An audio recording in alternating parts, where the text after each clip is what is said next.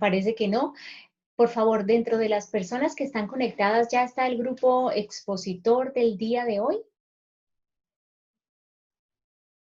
Qué raro. Ladies, buenos días. Ah, al parecer había una situación con, a ver, esa Silvia y Silvia. Había una situación con el OVA, los estudiantes que ya empezaron a hacer un recorrido por el OVA.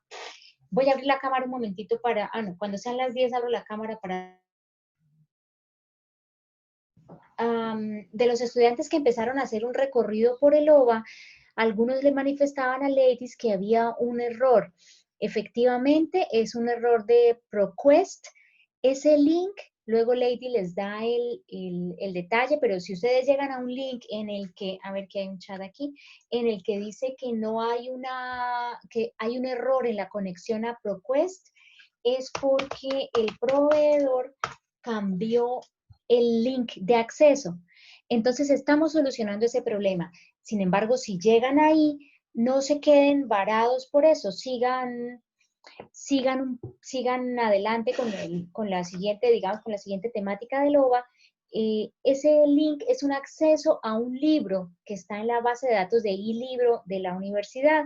Entonces, el libro sigue estando, pero el link cambió. Entonces, tenemos que contactar al proveedor que nos desarrolló la OVA para que haga ese cambio dentro del software. Pero bueno, que no se afanen por esto, que simplemente pues sigan adelante con los otros contenidos.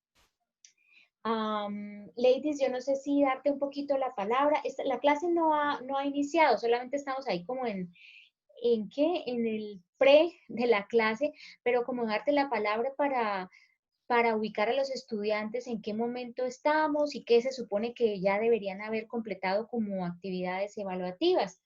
Si te parece, si estás por ahí disponible, Ladies.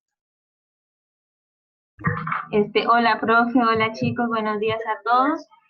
Bueno, para hoy entonces ya vamos en nuestro tema número 4 de la unidad 1, ¿sí? En actividades evaluativas pues ya hemos avanzado en lo que son las pruebas test, hicimos la prueba test 1, la prueba test 2, también hicimos la entrega sobre el ejercicio que realizaron en pareja, también está allí el foro evaluativo. Hay unas tareas que faltan por revisar, estamos pendientes de revisar esas tareas. Algunos de sus compañeros ya me han enviado el certificado del curso y recordarles nuevamente a quienes están pendientes por esa entrega, ¿sí? Para que lo tengan presente. Bueno, recordarles que pues, la nota calificativa del curso está dividida en los cuatro porcentajes, ¿sí? Entonces al final vamos a hacer a lo que acabe la unidad 1, pues el promedio de esas notas para que pues ya conozcan su primera nota allí del curso. Pendientes de actividades, pues la OVA, cuando ya puedan desarrollarla, constituye también una actividad evaluativa, es un cuestionario final. Y bueno, hasta ahorita vamos bien de tareas, no teníamos ninguna tarea pendiente. A lo que acabemos, pues este tema, el tema 4, habrá una prueba test, pero eso será después de que pues, los compañeros de hoy realicen su presentación. Y ese sería pues en lo que vamos. Y listo. Lady, muchas gracias. Muchísimas gracias por ese resumen. No sabía que había estudiantes que ya habían finalizado el curso de OpenSAP. De pronto, si quieren comentar algo que les pueda servir para los compañeros, para ayudarlos a orientar, o algún comentario sobre el primer curso de la plataforma OpenSAP, quien lo haya terminado ya.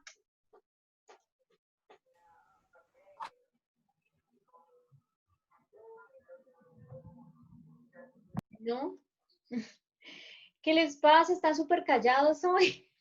Profe, pues yo lo terminé, pero, o sea, no hay nada así como del otro mundo. O sea, estuvo bien. Hay Sencillo. actividades chéveres. Es el de calentar motores, sencillito, se puede hacer bien. ¿Alguna recomendación de pronto para los compañeros? ¿Quién eres, Mayra? Sí, profe. Hacer de pronto, o sea, pues yo lo que hacía era ver el video y irlo pausando y intentar hacer lo que ellos hacían para, pues es que creo que así es como más fácil de entender, porque si uno ve solo el video como que se le olvidan las cosas, pues por lo menos a mí. Sí. Entonces, yo le iba haciendo lo que ellos iban haciendo y ya las evaluaciones, pues los quizzes, por decirlo así, se pueden repetir, pero las finales no. Entonces, pues tomarse su tiempo para contestar las evaluaciones finales, o sea, las de la semana y la final, pues porque solamente es una oportunidad, pero me parece que da suficiente tiempo para responder todo. Ah, ok, Mayra y Silvia, que también están comentando ahí. ¿Y cómo es el tiempo que empleaste para hacer el recorrido por todo el curso con sus evaluaciones, comparado con el tiempo que dicen ellos, los organizadores de OpenSAT, que se usa? ¿Sí es fiel o usas menos tiempo o hay que usar más tiempo? ¿Cómo es eso? Pues, profe, yo creo que sí es fiel porque, pues, digamos, o sea, yo lo hice así como decía ahí, o sea, yo me iba guiando. Entonces, digamos, por ejemplo, yo me cansaba de hacer, porque son bastantes actividades, entonces son varios videos por semana. Ujú. Entonces, por ejemplo, hay una que tiene 6. Entonces, por ejemplo, yo me iba, como iba haciendo pausas para no hacerlo todo de una vez, porque, pues, no sé, sentía que me sentía sofocada.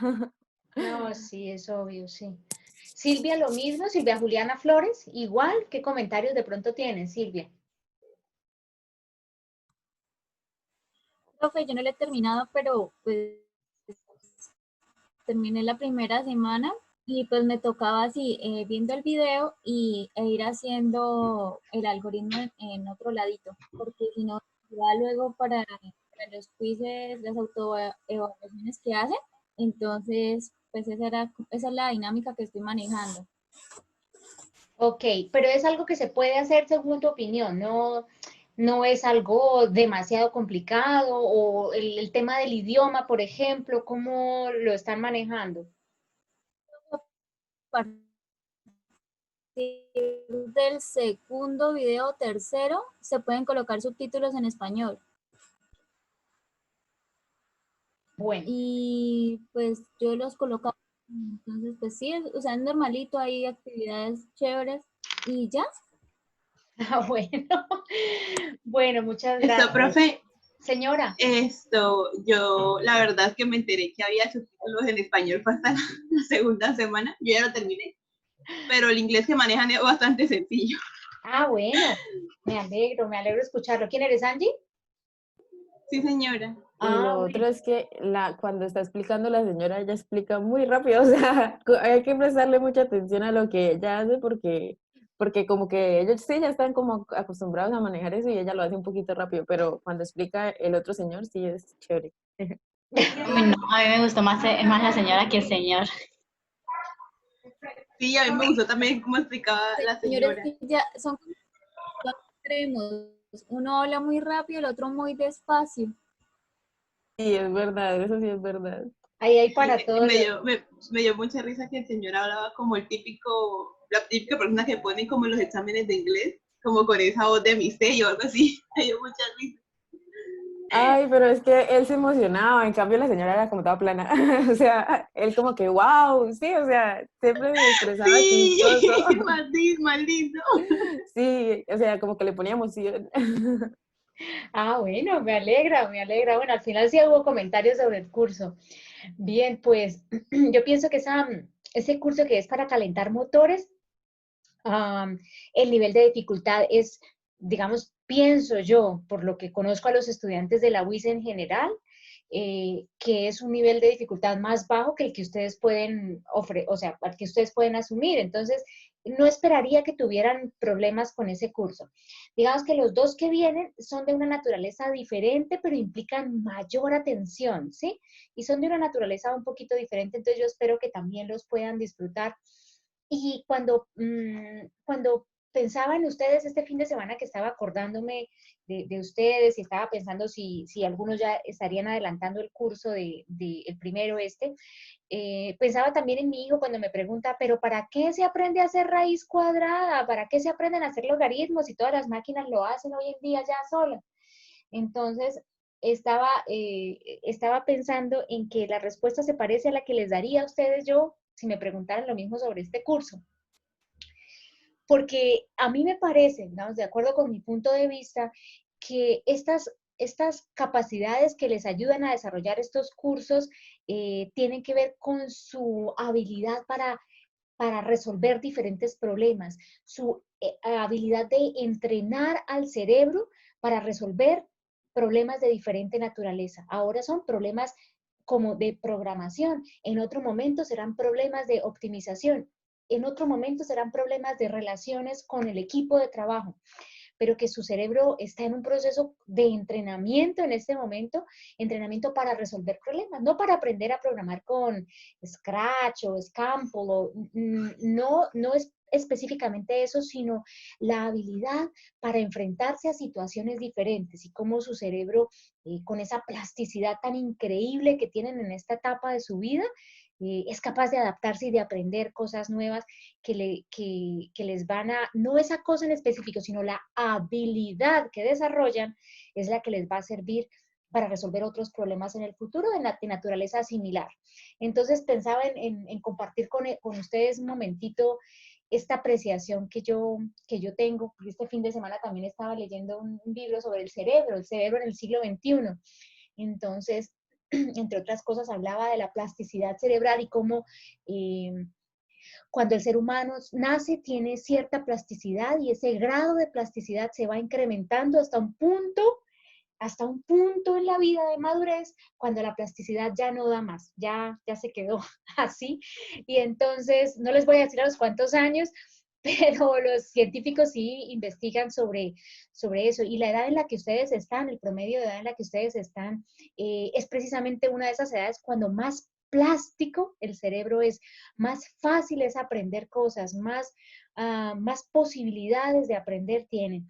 Entonces, bueno, quería compartirles ese insight que vino este fin de semana cuando los estaba pensando. Eso. Por otra parte, preguntarle a Lady si ha hecho un balance sobre los últimos 2 jueves han intervenido 2 grupos de compañeros de ustedes. Entonces, después de cada intervención, todos estamos llamados a entrar y hacer un proceso de coevaluación. Entonces, preguntarle a Ladies, yo sé que el primer jueves sí se hizo ese proceso. No sé si el jueves anterior también, si tenemos recopilados las coevaluaciones de todos los compañeros. ¿Cómo tú has visto eso, Ladies, y cómo está? Sí, señora, sí, profe. En las 2 presentaciones se ha hecho la coevaluación y pues muy satisfactoria, bien, en cuanto a desarrollo. Me alegro. Entonces, recordarles que al final de la clase de hoy también hacer el proceso de coevaluación de una manera muy sincera para los compañeros que van a acompañarnos hoy con la temática. ¿Están conectados ya las personas que van a acompañarnos hoy con la explicación de pronto de la temática? Sí, señora. Bueno. Ok. Entonces, bueno, eso, y entonces que se preparen, porfa, vayan compartiendo pantalla. Tengo que darles algún permiso, no sé si hay que hacer los cohospedadores, vamos a ver. Sí, profe, porfa. ¿A quién? ¿A Yoli o a Felipe? A mí, profe, a Yoli. A ver. Yoli, ve probando ahí. Mientras tanto, quiero preguntarles a los compañeros que tenían encargado analizar sobre el juego, el Business Process Modeling Card Story. Algunos de ustedes están relacionados con las exposiciones siguientes y yo les encomendé que miraran si esa actividad se podía hacer, la del card sorting, si se podía hacer virtual. ¿Ya lo miraron? ¿Ya lo revisaron? Hola, profe, creo que está hablando conmigo. La verdad no he tenido la oportunidad de mirarlo, pero este fin de semana lo miro. Uy, yo preferiría que fuera entre hoy y mañana, porque sería para el otro jueves y a mí me gustaría tener ya claro si se puede hacer esa actividad o si tienen que hacerlo con teoría. Porfa, contáctame mañana por WhatsApp y me dices cómo lo van a hacer, si la actividad del juego con las cartas o lo van a hacer con teoría, ¿sí? Listo, profe. Bueno, te agradezco. Listo, Bueno. Yoli, pues entonces voy a silenciar mi micrófono y te doy la palabra para que nos acompañen entonces con Felipe y tú durante la clase de hoy. Listo, profe, muchas gracias. Bueno, para empezar, nosotros queremos empezar mostrando dos videitos. Entonces, son muy corticos, entonces esperamos que pues los puedan ver bien porque vamos a hacer algunas preguntitas al inicio de la exposición. ¿Listo? Por favor, me avisan si el sonido se escucha bien.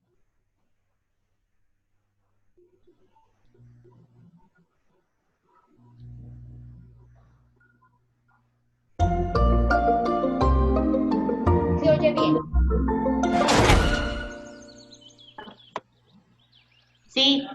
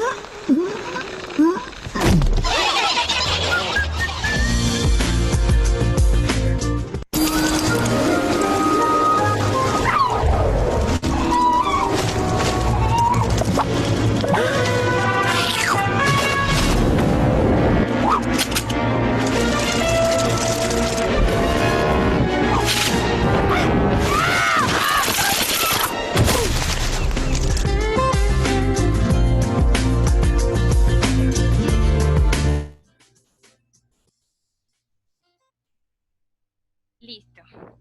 Yoli, súper bien esos videos y muy pertinentes para la clase de hoy. Muy bien, súper chéveres. Adelante.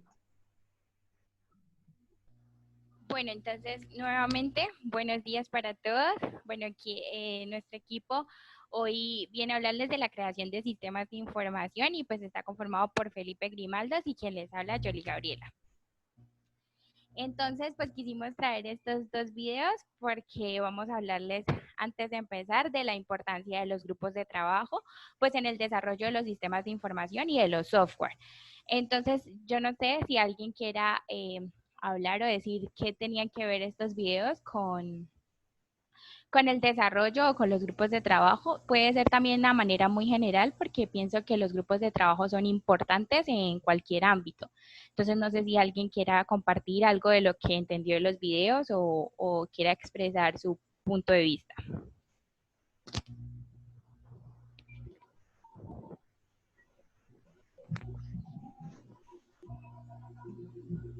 Sí, verás, yo creo que César está por hablar. César. Hola, profe. Buenos días. Pues los videos me parecieron importantes como para como contextualizar un clima laboral, que como que muchas veces pues, los grupos están compuestos de distintas personas, como mostraron en el primer video, y pues hay que tratar de pues mejorar ¿qué? Las capacidades de los demás y pues los problemas, tratar de sacarlos obviamente o pues arreglarlos. Y pues en los segundos videos eh, se notó que el trabajo en equipo es muy importante, por ejemplo en el del video de las hormigas, que pues había uno que se iba a morir y pues con la ayuda de todos pues se pudo solucionar ese problema. Eso muchas veces también ocurre en las organizaciones. Sí, pues por la culpa de uno puede haber muchos problemas, pero si trabajan en conjunto y se tiende a solucionar todo en grupo, pues todos alineados pues, con un mismo objetivo, se puede llegar a solucionar todos los problemas. Súper bien, muchas gracias, muchas gracias. Oye, Natalín Bertel, del video de la carreta, ¿tú te has sentido así en la universidad?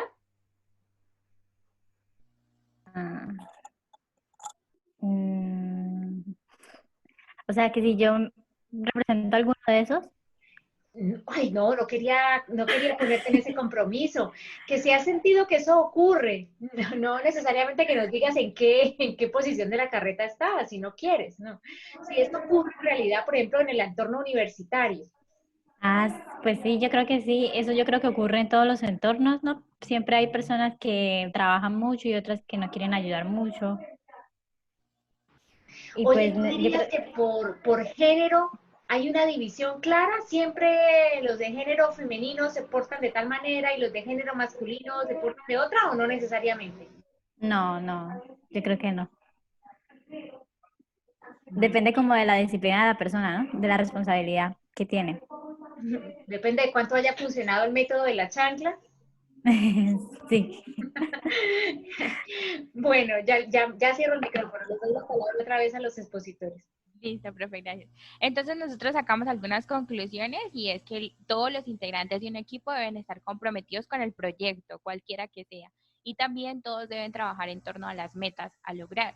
Entonces, ¿por qué es importante el desarrollo de un equipo de trabajo? Tal vez porque en los sistemas de información o en el desarrollo de los software haya una complejidad o se necesiten personas con perfiles distintos y es posible que se reúnan como todos los roles dentro de un mismo proyecto, así como nos hablaban nuestros compañeros Mayra y Miguel en la clase pasada, de que ellos necesitaron de expertos para el proyecto que estaban haciendo, o sea, no simplemente ellos, sino necesitaron de un grupo de trabajo. Y eso también, pues, depende del tamaño y del tipo de desarrollo que se requiera en el proyecto. Bueno, por otro lado, ya habiendo aclarado un poco la parte del trabajo en equipo y la importancia de tener los roles y manejar bien quiénes llevan la batuta y cómo debe trabajarse trabajarse en equipo, pues hay diferentes tipos de roles que se deben trabajar para la elaboración y desarrollo de sistemas de información. Hay 10 tipos de roles que vamos a exponer acá brevemente, y esos 4 iniciales son como los más relevantes. Primeramente está el analista de sistemas, que debe tener un pensamiento crítico de análisis de sistema, de saber cómo se mueven cada paso del mecanismo, debe saber el funcionamiento de las entradas y el procesamiento de los datos, y el consiguiente con la información con la producción de la información. O sea, y siempre el analista de sistemas debe estar presto a solucionar los problemas de la organización, que pues en este caso va más enfocado a la parte de los procesos. Luego viene el gerente de las tecnologías de la información, que es básicamente, como veíamos en el video de las hormiguitas, nada más la hormiguita silbó, inmediatamente todas las demás, todo el equipo lo volvió a ver sin titubear, o sea, se fue de una. El gerente debe estar ejecutando de manera oportuna, y pues es el encargado de la planeación del proyecto. Luego viene claramente, siendo sistemas de información, un programador, en el que, bueno, básicamente todos los roles deben estar con conocimientos previos de la programación, pues para hacer un trabajo en conjunto. Entonces el programador debe claramente saber escribir, depurar y actualizar código fuente de programación informática, y pues debe encargarse de las aplicaciones que se van formando en el proceso. Luego está el arquitecto, que debe, bueno, saber bien cómo funciona cada uno de los componentes, y debe estar presto a entender con los nuevos entornos tecnológicos y las nuevas estrategias del negocio que se van generando, qué componentes debe añadirse o se debe modificar algún componente. Bueno, debe estar muy presto a todo esto. Esos son los otros 6 roles, que son más, yo los veo más como parte de apoyo a los 4 primeros, que está, bueno, el gestor de pruebas, encargado de la planeación y ejecución de las pruebas del sistema.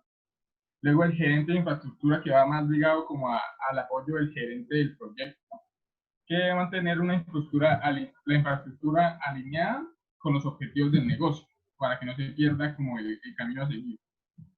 Luego viene el ingeniero de soporte, debe brindar apoyo a las áreas del negocio y capacitación del personal, bueno, soporte de aplicaciones, y básicamente de eso se trata, de apoyo. Luego el documentador, pues ya se podrán imaginar qué hace el documentador, el ingeniero de mantenimiento, y pues claramente el cliente va a formar un rol muy importante en la elaboración de los sistemas.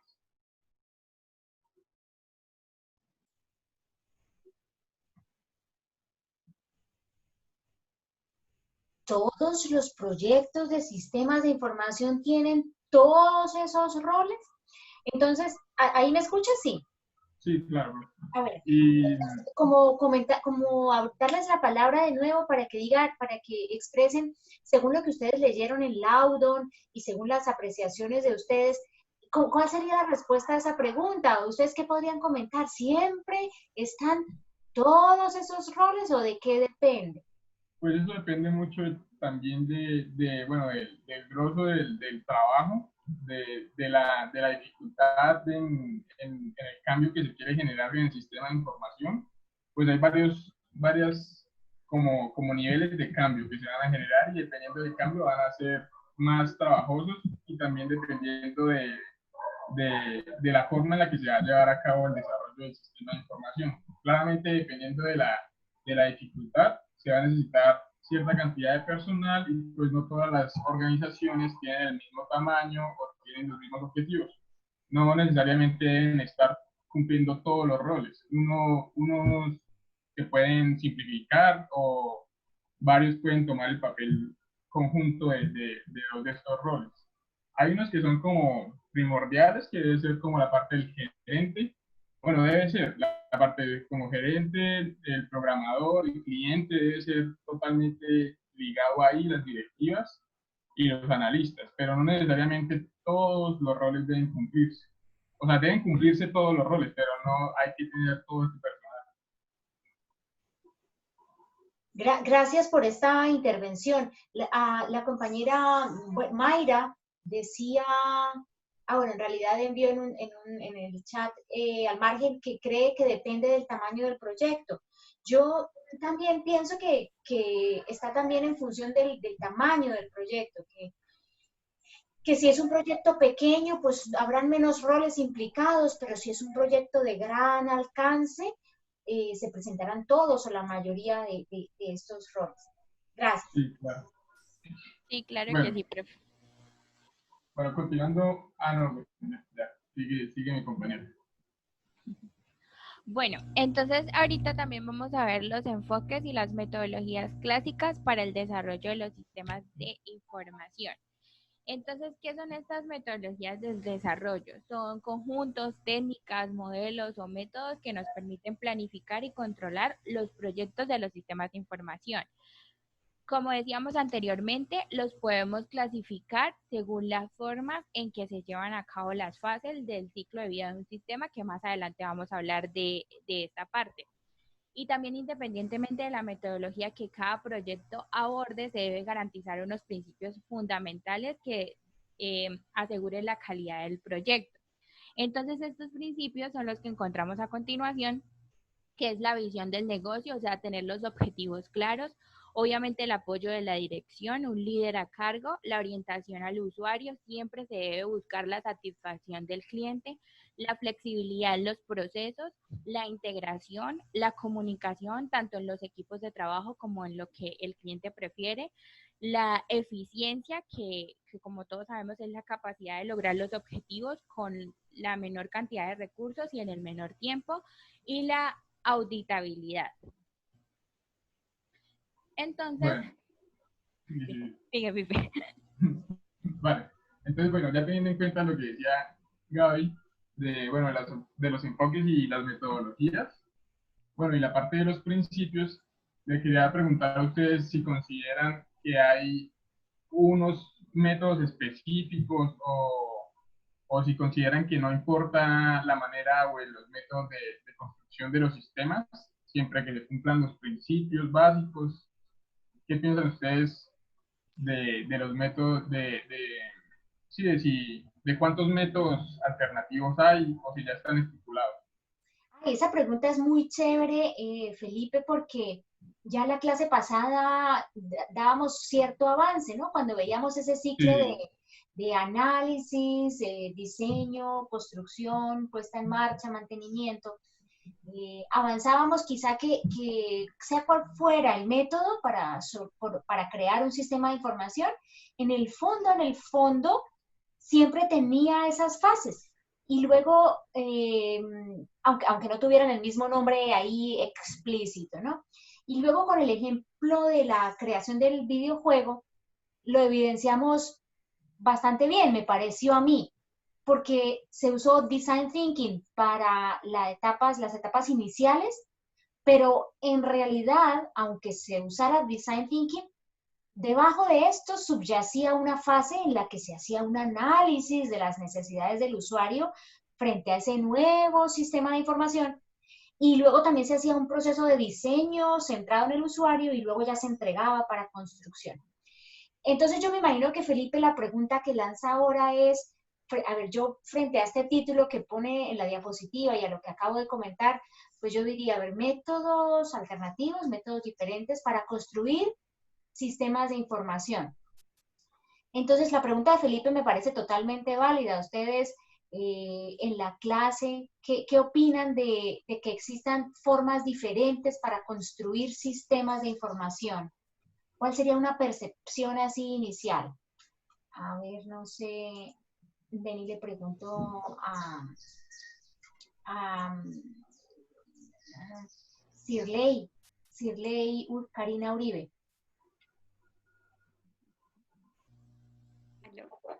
Sí, señora, adelante.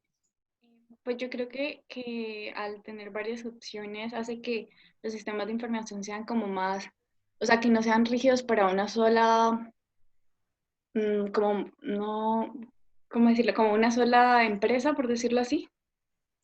Sí, a mí me parece válida esa apreciación, porque ahora, como me imagino que los compañeros lo explicarán, para un mismo problema pueden existir diferentes formas de solucionarlo. Y eso como ingenieros sistemas iba a decir, y eso como ingenieros, ustedes lo van evidenciando poco a poco a medida que su proceso de formación se va dando. Para el mismo problema de optimización en una planta, pueden existir más de una solución. De igual manera, para crear un sistema de información, pueden haber diferentes formas de hacerlo, diferentes métodos para solucionar ese mismo problema. Entonces, bueno, les doy la palabra para que nos compartan a Felipe y a... Vale, bro. Entonces, sí, evidentemente, para cada problema hay diferentes formas de solucionarlo. Eso estamos nosotros como ingenieros. Y les vamos a explicar unos cuantos enfoques que son clásicos o alternativos para la solución de ese tipo de problemas. Claramente hay muchas maneras o sea, cada problema se puede abordar de muchas maneras, de muchas formas. Vale, entonces digamos el más clásico, el más antiguo de los métodos, los métodos para crear sistemas de información es el de ciclo de vida, el cual está dividido y enfocado por fases muy bien estipuladas.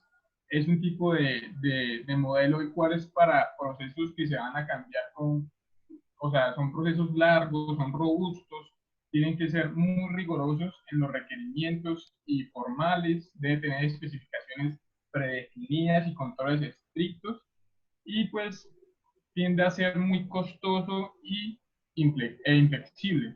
Bueno, además de requerir mucho tiempo para su elaboración. A continuación les vamos a mostrar como más o menos la estructura y la diferenciación de las fases. Digamos, aquí podemos ver que hay 4 fases de desarrollo y se ven involucrados la administración, el equipo de desarrollo y la parte de documentación. Entonces, como les decía, es algo muy riguroso y deben llevarse paso a paso y todo debe ir siendo verificado y aprobado. Entonces, digamos, aquí pueden ver que siempre comienza con la parte de desarrollo y, bueno, hay una fase de análisis. Esta fase de análisis va a sacar, pues, un manual administrativo de cómo se debe llevar, y claramente la parte administrativa va a entrar a probar y ver si cumple con los requisitos que se van requiriendo del sistema, si van cumpliendo con los objetivos. Luego el desarrollo sigue a la fase de diseño, en donde cuando se diseña se genera una documentación, que bueno, es el manual del diseño, y vuelve otra vez la parte administrativa a aprobar las especificaciones. Todo esto siempre se va llevando así, es una manera muy formal, muy rigurosa, y es pues específicamente, como les decía, como para procesos largos, tediosos. Luego viene, bueno, la fase de desarrollo e implementación del sistema. Se va a sacar un manual de operación y siempre la administración debe dar su visto bueno. Y al final ya el desarrollo, la fase de puesta en marcha, es la implementación del sistema como tal en la organización. Ya una vez que haya sido implantado, pues debe haber una auditoría del mismo. Y ya eso es como la vista así general del primer ciclo. Felipe, ¿me regalan la diapositiva anterior y hago algún comentario? Fíjense que cuando ustedes escuchan, a ver, yo le voy a preguntar a alguien, no sé, a Laura Mendoza. Laura, cuando tú escuchas ciclo de vida, y si estamos hablando de, por ejemplo, ciclo de vida de los seres vivos, ¿tú qué dices? ¿Cuál es el ciclo de vida? De los seres vivos, desde que nacen hasta que se mueren. Sí, ¿cuáles son los pasitos ahí, los que nos enseñaron en primaria? Ay, no sé, no me acuerdo. Nacer, crecer, algo así. Sí. En teoría, reproducirse. Y morir. Y morir. Nace, crece, se reproduce y muere. Yo también tengo que decir que tengo una ventaja porque tengo un hijo que lo estudió hace poco, entonces yo también hice quinto primaria por segunda vez hace poco, entonces lo tengo más fresquito. Nace, crece, se reproduce y muere de un ser vivo. Ahora, un ciclo de vida de un sistema de información, ese ciclo de vida podría tener una analogía con otros ciclos de vida como el de los seres vivos, ¿no? Entonces, ese ciclo de vida implica unos pasos que se repiten, siempre es lo mismo. Analiza, diseña, desarrolla, puesta en marcha. Aquí este gráfico quizás le faltó lo que vimos la clase pasada de mantenimiento, ¿no? Si ven que la franja azul, estoy hablando de la franja azul de análisis, diseño, desarrollo, puesto en marcha y mantenimiento, pero bueno, lo que el autor de esta teoría nos quiere decir aquí es que para desarrollar un sistema de información de acuerdo con la forma como él lo ve, siempre se hace lo mismo, se analiza, se diseña, se desarrolla, se pone en marcha y se hace mantenimiento. Y luego le añade algunas cajitas en rojo y en verde que hacen referencia a los estadios de aprobación, ¿no? Y en verde a la documentación, pero eso más o menos lo veíamos también la clase pasada, con las tablas en las que les explicaba etapa por etapa del ciclo de vida qué documentos se esperaban. Entonces, bueno, eso simplemente viene como a reforzar lo visto en la clase pasada. Esto, entonces, el autor lo llama ciclo de vida de los sistemas de información. Análisis, diseño, desarrollo, puesta en marcha y mantenimiento. Ahora sí te doy el micrófono, Felipe. Listo, profe. Entonces, después del ciclo de vida, vamos a ver un modelo que se llama modelo en cascada. Este modelo también se conoce como un modelo de ciclo de vida clásico. Y básicamente es intentar hacer las cosas bien desde el principio, de una vez y para siempre, ¿sí? Entonces, se pone en orden cada una de las etapas y no se puede pasar a la siguiente etapa hasta que no se finaliza con éxito las tareas y se verifican y se validan las de la etapa anterior.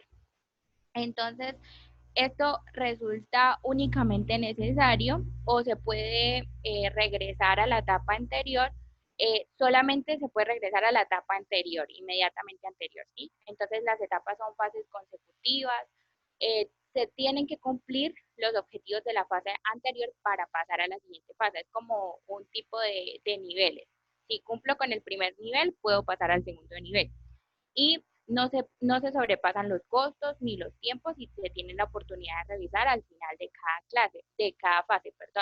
Y se hace como una verificación y una validación de cada fase. El problema es que pues este modelo tiene algunas críticas. No refleja la evolución real del proyecto, hay mucha demora en cada ciclo y requiere de mucha paciencia de parte del usuario. Además, perdón, termina y yo luego señalo algo.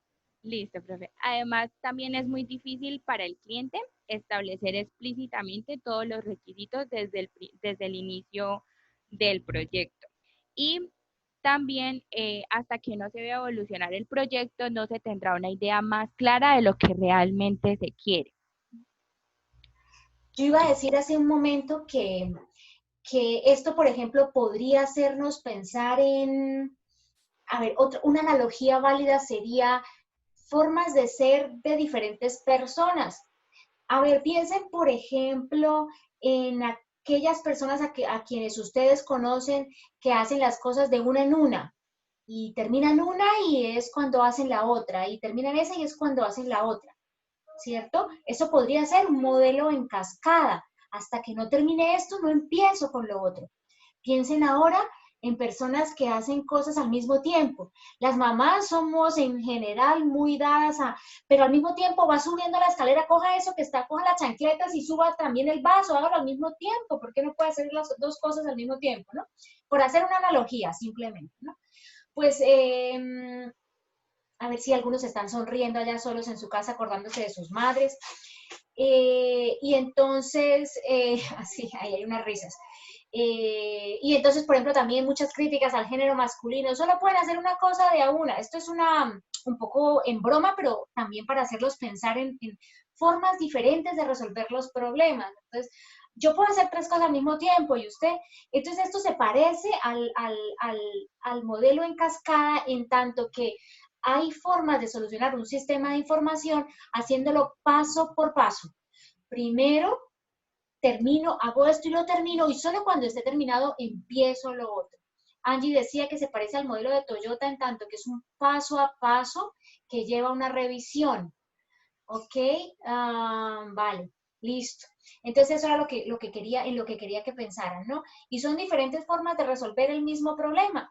Probablemente si dejó las escaleras subiendo, si dejó las chanclas subiendo las escaleras, pues puede primero subir las chanclas y luego cuando las suba ya vuelve a bajar y sube el vaso.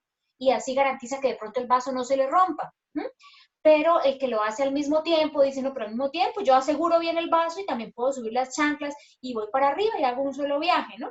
Pero pues también tiene unos riesgos. Entonces, un poquito de eso para hacerles comprender. Estos modelos, tanto en cascada como el de ciclo de vida, que son tradicionales, funcionaban muy bien al inicio de la década de los 80, cuando empezó la ingeniería del software y solo se programaba así, en cascada, con un modelo tradicional como este, o en un modelo de ciclo de vida clásico.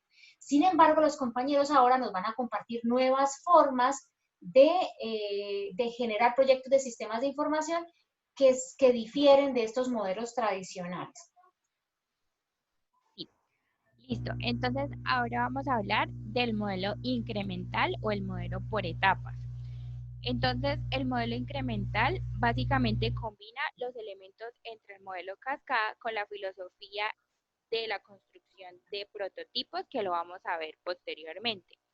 Y este modelo se basa en construir incrementando las funcionalidades del programa. Aplica secuencias lineales de forma escalonada mientras se progresa en el tiempo. Y cada secuencia produce un incremento en el software. Entonces, yo no sé si recordamos la clase pasada que nuestros compañeros Miguel y Mayra nos comentaban del proceso del videojuego.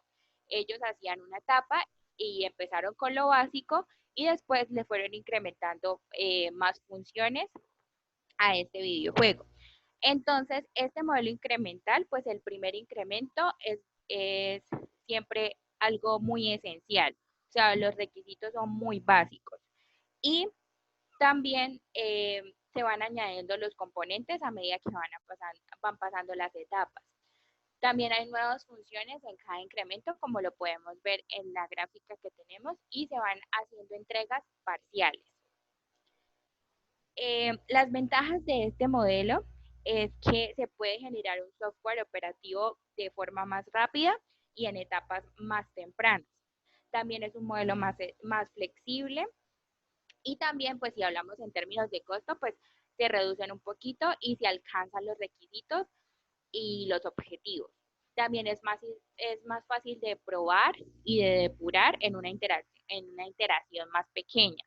Y es más fácil de gestionar los riesgos, porque en cada incremento yo voy haciendo una validación. Hay algunas críticas que se hacen en este modelo, y es que para el uso de este modelo se requiere de una experiencia importante para definir los incrementos y para distribuir las tareas de forma proporcionada. Además, cada fase es muy rígida y no se superponen con otras fases. Y probablemente pueden surgir algunos problemas referidos a la arquitectura del sistema, porque pues no todos los requisitos se han adquirido dentro del modelo. Y como vemos ahí, también la corrección es un poco costosa y casi nunca está completo y la calidad pues puede no ser la mejor. En esto tienes razón, porque Didactic City fue creado por etapas. Primero conseguimos una versión demo que funcionaba, pero con poquitas cosas, pero por lo menos que funcionaba. Y nos fueron mostrando así es que lo quieren, así es que les gustaría la ciudad.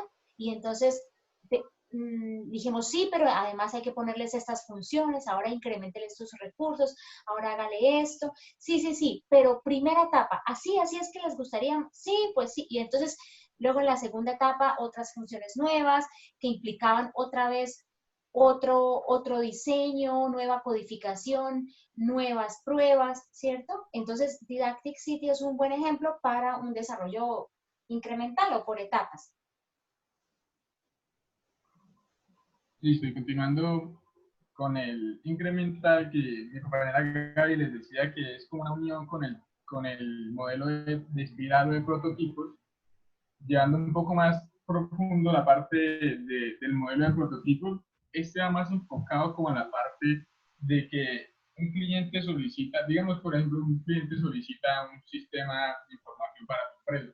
Pero entonces el cliente normalmente sabe definir un conjunto general de objetivos para el cual necesita, o sea, para el sistema que necesita construir, pero no identifica los requisitos detallados del mismo. Entonces lleva como una fase de objetivos. Entonces por eso esto es como una espiral, porque ahí se genera un prototipo, se mira si está cumpliendo con los requisitos, luego si no es así, pues vuelve y se hace otra fase. Entonces cada fase va como determinando objetivos, se analiza el riesgo, se desarrolla y se prueba, es una planificación, y si ahí ya está cumpliendo y está funcionando con el desarrollo como debe ser, pues hasta ahí ya se va a detener. Por eso se llama de prototipo, es como va en constante mejora. Entonces, Fíjate que este, perdóname Felipe, que este se parece en algo al anterior. Yo no sé si señalar que una diferencia clara podría ser que el modelo en espiral presenta un sistema completo. Es decir, cuando hablo de un prototipo es un sistema completo que funciona de acuerdo con el análisis hecho para los usuarios, pero que va necesitando mejoras, mientras que el modelo anterior por etapas no presenta al inicio un sistema completo, sino presenta unas funcionalidades básicas que luego se van incrementando. Y el prototipo presenta todas las funciones en un primer prototipo y dice que a partir de ahí lo van mejorando a un segundo prototipo y a un tercero. Pero cuando hablamos de prototipos ya es porque el sistema está completo en sus funcionalidades, no siendo así el modelo anterior que vimos, que era por etapas. Listo. Tal como decía la profe, es de esa manera en que se desarrollan los prototipos. Y pues este tiene esas características, las características básicas que, bueno, el conocimiento, o sea, debe tener un conocimiento claro de las alternativas para alcanzar objetivos, debe estar en constante, bueno, en permanente acuerdo con el usuario para saber, por lo que les decía, que no siempre va a tener específicamente todos los detalles que necesita, y pues va avanzando con cada prototipo y tiene ciertas críticas en cuanto a que es difícil de usar cuando el sistema es subcontratado y pues tiende a ser más costoso. Bueno, ya habiendo hablado de las metodologías para implementar para desarrollar sistemas de información, vamos a la parte administrativa de estos proyectos. Entonces, para empezar con la administración de proyectos, quisiera preguntarles a ustedes qué consideran o qué definición tienen de administración y qué definición tienen de proyecto. ¿Qué consideran ustedes que son los proyectos? Bien, por ejemplo, no sé, Lina María. La pregunta de Felipe es, ¿qué considera que es administración de proyectos o los términos por separado? Individualmente y luego lo vemos de manera grupal. Listo, Lina. Entonces, como quieras contestar, ¿qué administración proyectos o administración de proyectos? ¿Cómo se te ocurre contestar a eso? Bueno, buenos días. Para mí administración es como saber manejar los recursos, ¿sí? Como darle un buen manejo o un buen manejo, el manejo apropiado a, no sé, a recursos, a algo en general. Para mí eso es como administrar. No es y tan fácil, proyectos. ¿Cierto?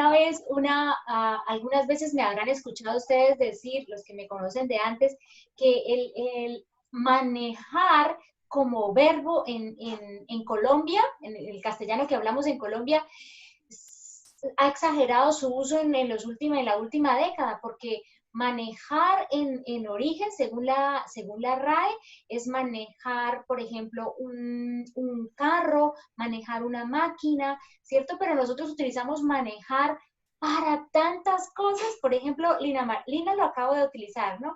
Saber manejar los recursos. No sé si en realidad los recursos se manejan o no. Lina, no es una crítica, solamente pues que me diste el chance de decirlo. manejar la situación. Manejar una situación se maneja. Es una acepción que nosotros estamos haciendo así del término, pero en estricto, en rigor, manejar es conducir algo, ¿no? Conducir algo por un camino, conducir una máquina, ¿cierto? Si tuviéramos que definir administrar recursos, ¿qué sería? Administrar. Lina lo dijo, bueno, es manejar los recursos. Angie, por ejemplo, ¿qué diría? Señor. Bueno, yo creo que lo que decía mi compañera se puede desglosar en que, o sea, sí es como parte de manejar los recursos, porque todo se trata al final de los recursos, pero entonces es como un proceso o sea, en ese manejar iría como la parte de planear, organizar, dirigir y controlar los recursos. Eso me gusta mucho más, eso ya me suena más ingeniero, sí, porque planear, claro, es un verbo concreto, planear recursos, ¿ok? Planear, organizar, dirigir y controlar. Sí. Los recursos. Lina, no quiero decirte que esté mal, ni mucho menos lo que dices, sino es un poco para generar la discusión acerca de cómo definimos las cosas, ¿no? Cómo a veces nos cuesta trabajo encontrar los términos que definen. Esto que propone Felipe me gusta también porque son verbos más concretos que tienen una definición más tangible en el castellano, ¿no? Bueno, ¿qué más? Angie, ¿de pronto quiere aportar algo a la administración de proyectos? Ahora que ya hemos un poco enredado ahí sobre el tema, que hemos definido algunas cosas. Angie Orozco. ¿Profe? Yo decía como Angie Orozco, no sé si quieras decir algo. Administración de proyectos, sumando un poco lo que dijo Lina, Felipe, lo que estamos comentando ahora. Entonces, ¿qué podría ser? Pues, profe, entonces, pues sumando lo que dijo el compañero Felipe a los proyectos, sería como administrar, sería la manera en que nosotros llevamos un proceso administrativo con respecto a los proyectos futuros de la empresa. Sí. O sea, lo que se pretende hacer a futuro en la empresa. Diría yo. Ok, Felipe. Pero yo quiero preguntar para ustedes qué es un proyecto individualmente también, porque es que muchas veces uno considera que sabe las cosas, pero al momento de decirlas se le complica. Oye, Felipe, sí, como definirlo es complicado. Sí, no, permíteme, si eres tan amable, permíteme modificar un poco tu pregunta. Pensemos, y esto es muy bueno, porque esto me sucedió esta mañana justamente, mira cómo se alinean todos los planetas. ¿Qué proyecto tienen ustedes ahora en mente? Piénsenlo 30 segundos.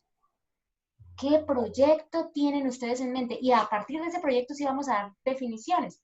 ¿Qué proyecto tiene Felipe, Kelly, César, Germán? ¿Cuál es el proyecto que tienen en mente ahora? Angie, Camila, Lina, Erika, Faisal, Felipe, Karen. ¿Qué proyecto tienes en mente? ¿Fácil o difícil la pregunta? Vamos a ver, eso sí es voluntario, ya ahí no voy a decir fulanito, dígame, pero alguien que voluntariamente quiera, pasa la remontadora, alguien que voluntariamente quiera decir, compartirnos un proyecto que tiene en mente. A ver, ¿quién, por ejemplo?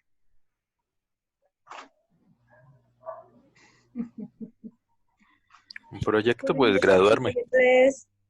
Proyecto de graduarse. ¿Qué otro?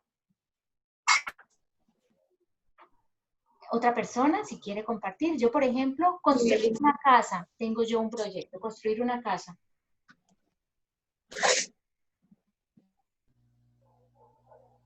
¿Alguien más? Ahorrar, por ejemplo.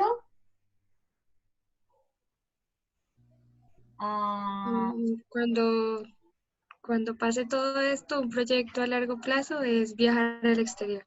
Viajar al exterior, otro proyecto. Fíjense que tienen la Yo quiero, profe, aprender un nuevo idioma. Un proyecto también, aprender un nuevo idioma. Felipe, ¿eso te sirve para introducir el tema de proyectos? Utilízalo. Sí, claro, pues todo lo que ustedes dicen va básicamente enfocado a un objetivo, a un propósito que se tiene. Entonces eso es como un proyecto, es como una organización, tanto de recursos como personas, para llegar a ese propósito, a ese fin, a ese objetivo. Entonces, lo que vendría siendo como englobado la administración de proyectos sería básicamente como la forma de planear, organizar, dirigir una serie de actividades con un grupo de personas o recursos que tienen un objetivo específico. Eso es como la administración de proyectos. Y pues ya la parte de sistemas de información es la implementación en los mismos de las tecnologías, sí, el entorno informático y de los sistemas como tal. Entonces, bueno, esto que les acabo de decir tiene pues unos principios esenciales.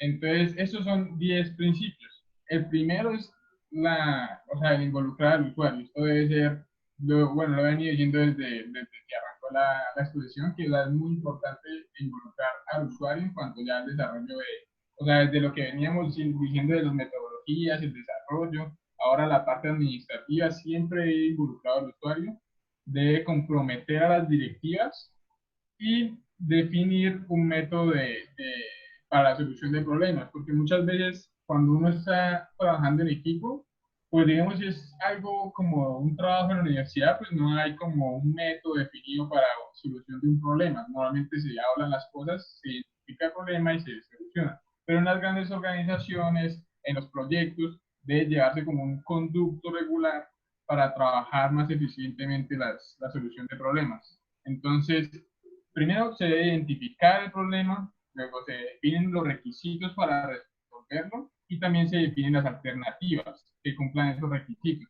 Luego se elige la mejor solución, se diseña, se desarrolla, se implanta la solución, se observa el impacto y pues se afina, se va trabajando para que quede lista, o sea, se solucione el problema como tal. Listo. Como cuarto principio, pues tenemos definir las fases y las actividades.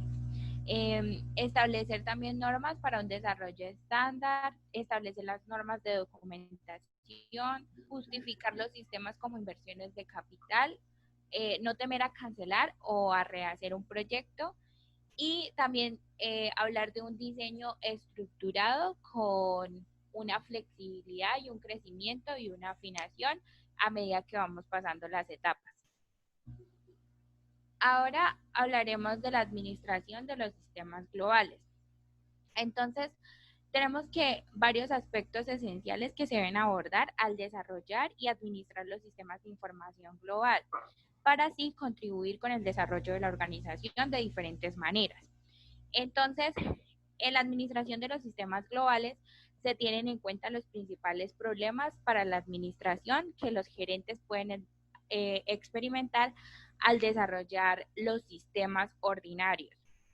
Y pues como vemos en la diapositiva, hay unos retos que son muy frecuentes en esta administración de sistemas globales, como convenir en los requerimientos más comunes del usuario, introducir cambios en los procesos de negocio, coordinar el desarrollo de las aplicaciones, coordinar las versiones del software, animar a los usuarios a que apoyen los sistemas globales. También hablamos de un escenario típico que es la desorganización a escala global. Entonces, sabiendo que se debe desarrollar una estrategia y un sistema de apoyo para que la organización llegue a un sistema global, será muy difícil coordinar el desarrollo de los proyectos en todo el mundo. Entonces, básicamente, la estrategia de los sistemas globales lo vemos como definir una lista de procesos de negocios clave. Esto es importante porque no podemos coordinar todos los sistemas al mismo tiempo, sino solamente los sistemas claves que apoyan a las funciones críticas en la organización. También, ¿Cómo saber cuándo una función es crítica? ¿Las mismas funciones son críticas para todas las organizaciones? ¿Cómo saber cuáles son las funciones críticas en una organización determinada? ¿Tú qué dirías?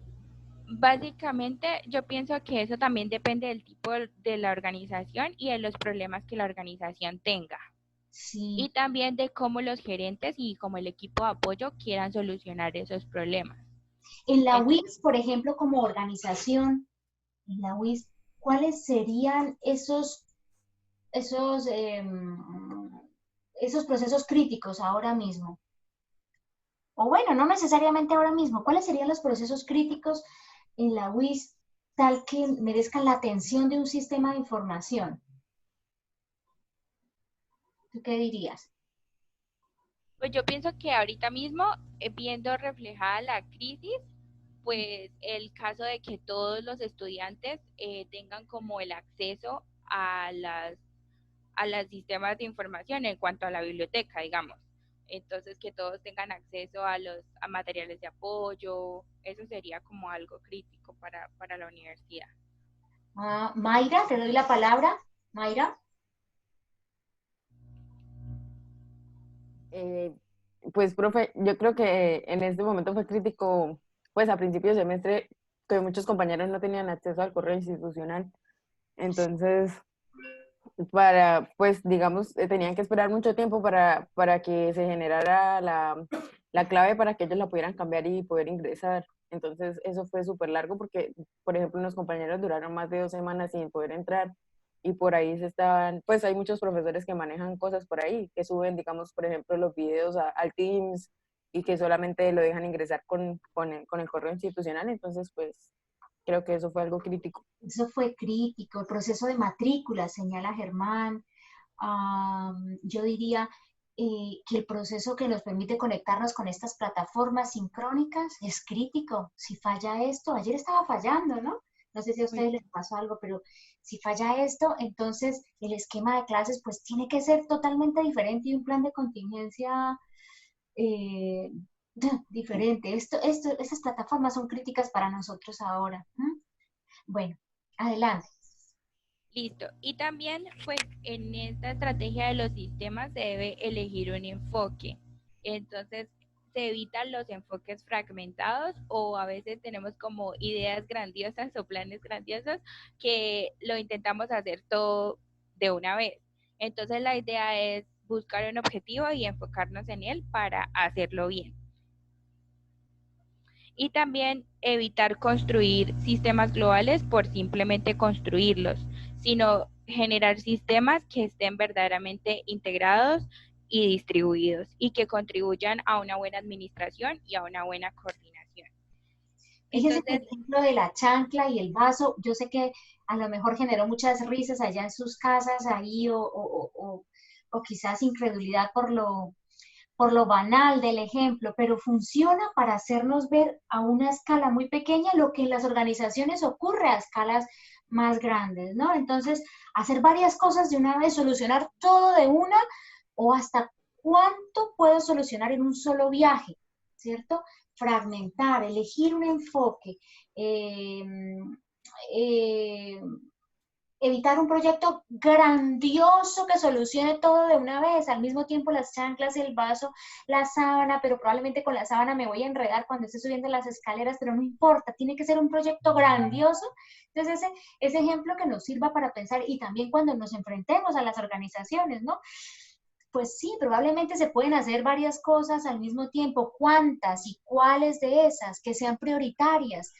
Que sean procesos de negocio que sumen mucho a la organización y una vez haya completado eso, pues puedo volver y hacerlo el siguiente viaje, ¿no? Me parece que puede ser útil ese ejemplo para hacerlos reflexionar sobre eso. Sí, y por eso es que se llama administración, porque como lo veíamos antes, es una forma de planear, organizar, dirigir cada proceso o cada objetivo. Bueno, en este momento, pues Ladies muy amablemente nos hizo el favor de enviar a todos el caso de estudio de STEAM Group. Quiero saber qué podemos tomar de este caso de estudio. Obviamente nosotros lo vamos a explicar, pero quiero también escuchar qué les llamó la atención de este caso de estudio, qué podemos tomar en cuanto a lo que hemos visto. Profe, ¿puedo hablar? Sí, señora. Esto pues a mí me llamó la atención fue el sistema de identificación de allá de Malasia, porque era una tarjeta que tenía que guardar los datos, o sea que la escaneaban y ya tenían los datos de las personas y que los tienen todos. yo busqué, me puse a buscar y todos los tienen, hasta los niños, los que llegan, van a Malasia por trabajo, cosas así, todos lo deben tener. Sí, señora. Bueno, entonces aquí encontramos el caso de estudio. Entonces, como decía nuestra compañera, pues básicamente Simgroup es el segundo proveedor de servicios financieros más grande de Malasia y es la tercera compañía más grande de la bolsa de valores. Entonces, ¿qué hacen ellos? Ofrecen productos y servicios financieros, pero ellos buscaron una iniciativa para transformar la tecnología de información. Entonces usaron una herramienta que se llama ARIS, de la Administración de Procesos de Negocios, para identificar las diferentes áreas que podían mejorar en cuanto a la tecnología, a la gente y a los procesos. Entonces, el problema que ellos tenían era que el proceso de abrir una cuenta en una sucursal era muy tedioso. Y era muy incómodo también y consumía como muchísimo tiempo. Y los clientes debían llenar muchos campos de información. Entonces, la nueva tecnología trajo una oportunidad, ellos lo llaman como de tomar un atajo. Entonces, como hablaba nuestra compañera, muchísimas gracias, ellos usaron una tarjeta inteligente de identificación obligatoria que se llama MyCat. Y esta tarjeta trae un microchip. Y este microchip proporciona los datos de nombre, dirección, género, religión que se pueden usar para la autenticación de los usuarios, para pagos electrónicos, para educación, para aplicaciones móviles, en fin, para diferentes cosas. Y con esta tarjeta, lo que ellos trajeron fue como reducir el número de pantallas de información que los clientes debían llenar y aceptar los datos que la tarjeta misma traía. Entonces, lo que hacen es que los sistemas de información extraen de una manera automática la mayor parte de los datos de identificación de la persona. Y solamente se necesita usar de una pantalla de captura de datos para establecer una nueva cuenta. Entonces, esto permitió optimizar el proceso de apertura de las cuentas y reducir también el tiempo requerido para abrir una cuenta bancaria. Ahí lo habla en un porcentaje de un 56%. Y esto trajo la reducción de costos en la empresa y también la más productividad y un ahorro muy significativo. Vale, quería añadir que este cambio que se hizo en la organización, este rediseño, no fue así como de la noche a la mañana. Todo esto que implementaron, o sea, eso no fue lo único que implementaron como tal en los cambios que ellos estipularon. Fue un cambio a 5 años. En 5 años se planeaba la ejecución completa del proyecto y ese es una pequeña parte de lo que ellos hicieron en su totalidad, que optimizó mucho la parte de captación de gente. Entonces, pues aquí en este diagrama se ve un poquito la parte, o sea, las partes involucradas, cómo esto llega al sistema de información, las soluciones que genera y los retos que pues, se solucionan. Entonces, por la parte administrativa, bueno, se lanza la iniciativa de transformación de tecnología, se selecciona la solución al sistema y obviamente debe llevar la parte de monitoreo del proyecto. En la organización se rediseña el proceso de apertura de cuentas y en la parte tecnológica se implementa el software BPM ARIS, se implementa la tarjeta MiCat que todos en Malasia tienen y se modifica la interfaz frontal del sistema que antes era muy tediosa para la captación de clientes. Esto todo se involucra en el sistema de información, el cual pobla el sistema con los datos de MiCat, o sea, quitándole muchísimo tiempo a la parte de ingreso de información y datos, que simplifica mucho la apertura de las cuentas y esto genera las soluciones, que es el ahorro de tiempo y la reducción de costos. Entonces esto fue lo que, o sea, cambió los procesos manuales ineficientes y generó oportunidades de nueva tecnología. Esa es como la vista en ese diagramita de lo que es el caso.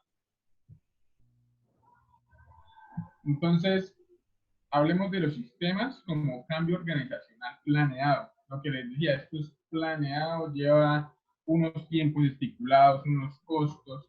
No es como hagamos esto y, bueno, todo debe llevar un proceso. Entonces, la creación de un nuevo sistema de información es un cambio organizacional. La introducción de un nuevo sistema de información implica mucho más que un nuevo hardware y un software. Implica cambios en los trabajos, en habilidades, en administración y en la organización. Eso es completo el rediseño, eso genera un completo rediseño de la organización. Y esos cambios los vamos a ir, bueno, como están aquí escritos en este diagramita, dependiendo del riesgo que se quiera asumir en el cambio, va a haber una mejora o un incremento en el rendimiento de la organización. Entonces, esto depende de lo que se esté implantando. Hay 4 niveles que vemos acá, que está el más básico, que es la automatización, que es como reducción de tiempos de tareas sencillas. Luego ya Gaby va a dar ejemplos específicos para cada uno de los tipos de riesgo acá. Estamos poniendo entre, bueno, la racionalización, el rediseño y el cambio de paradigmas. Cada uno implica un nivel de riesgo y una cantidad de cambios de tiempo y bueno, demás que va a tener que desarrollar la organización. Listo. Entonces, como veíamos ahí, los sistemas más comunes son la automatización y la racionalización. Entonces, ¿por qué? Porque estos presentan rendimientos más modestos, pero a un riesgo más bajo. Entonces, yo les voy a explicar como con varios ejemplos para que podamos entender. El primero es la automatización. Entonces, la automatización se puede ver en las primeras aplicaciones de la tecnología de la información, que implicaban ayudar a los empleados a realizar sus tareas con más eficiencia y con más efectividad. Como por ejemplo, calcular los cheques, los registros de nómina, dar a los cajeros acceso instantáneo a los registros de depósito de los clientes, el desarrollar la red de reserva de los tiquetes o los boletos de avión.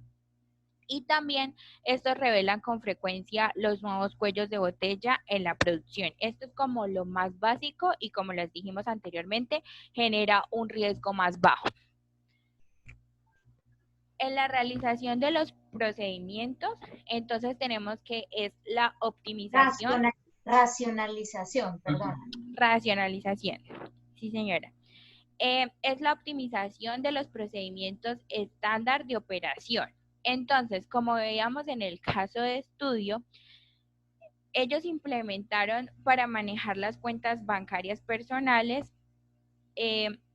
no solo utilizar la tecnología de una computadora, sino también simplificar el proceso de negocios para abrir la cuenta de un cliente. Entonces, ellos optimizaron el flujo de trabajo para aprovechar esa nueva interfaz de usuario del sistema y un nuevo software para importar esos datos personales que tenían en la tarjeta, usarlos en el banco. Y en este proceso es muy común encontrarlos para realizar una serie de mejoras continuas en productos, en servicios y en operaciones, así como lo hemos visto a lo largo de nuestra carrera usando la administración de calidad total o el Six Sigma.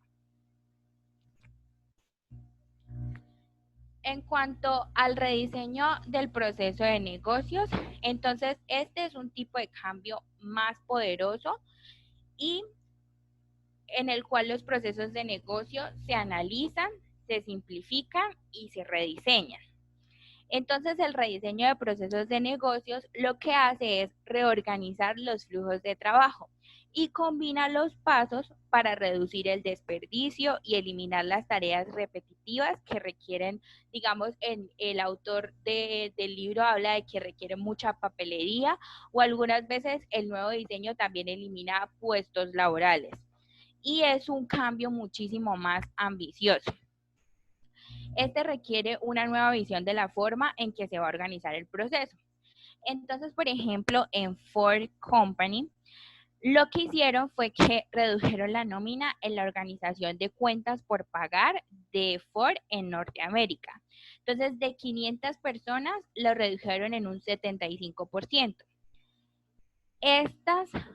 Los empleados del Departamento de Cuentas por Pagar pasaban la mayor parte del tiempo resolviendo los problemas entre las órdenes de compra, la recepción de los documentos de estas compras, las facturas. Entonces, era un proceso muy tedioso y de mucho tiempo. Y lo que ellos hicieron fue rediseñar su proceso de cuentas por pagar. De modo que el departamento de compras introduce la orden en una base de datos en línea que el departamento de recepción puede revisar cuando lleguen los artículos. Y si estos bienes recibidos coinciden con la orden de compra que ya está en el sistema, pues el sistema genera de manera automática un cheque para las cuentas por pagar y directamente se lo envían al distribuidor.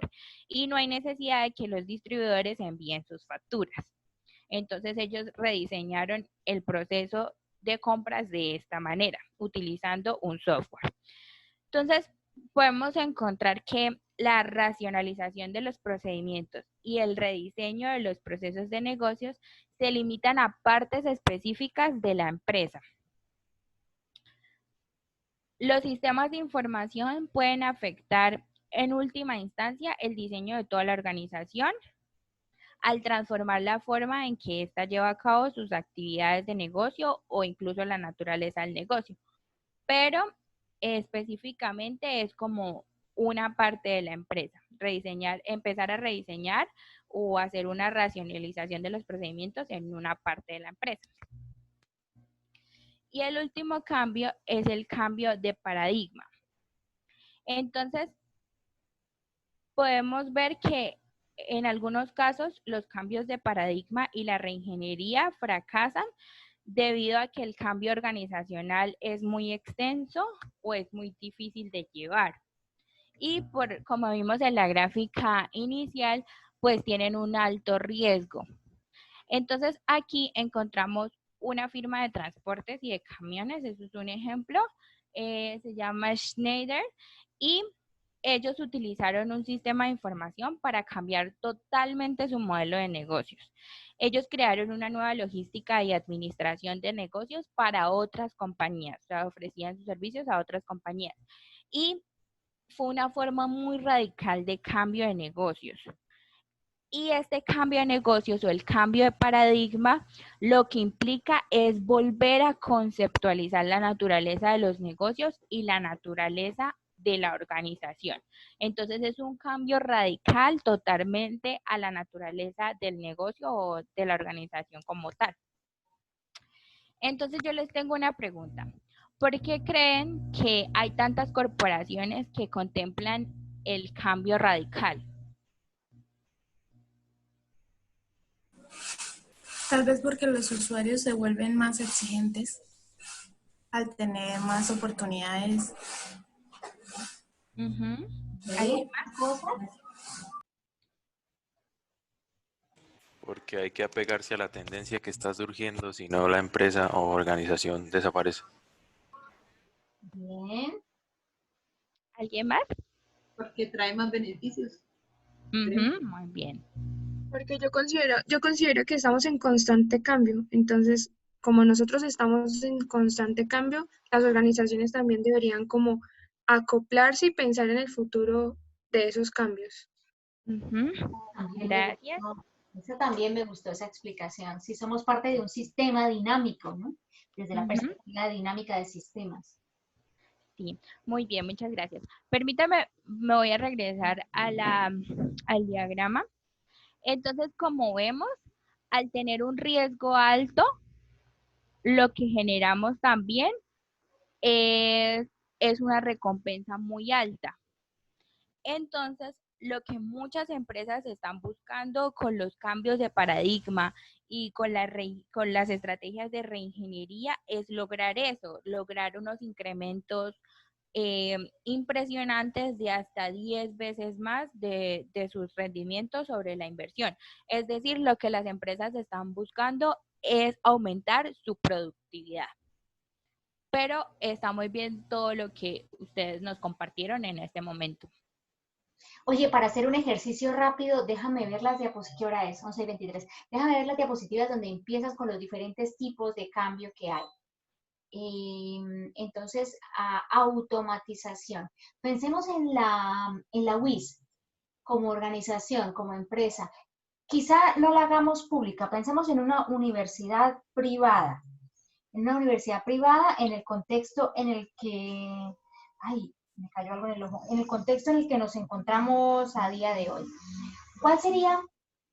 A ver, no sé, voy a preguntarle a... Ladies, te voy a preguntar a ti. Ladies, y luego Faisal, y luego Erika. Un ejemplo de cómo una universidad privada podría emprender automatización en cualquiera de sus áreas. Ladies, ¿tú qué dirías? ¿Cómo podría automatizar una universidad privada? Pues, profe, yo creería que podían automatizar en cuanto a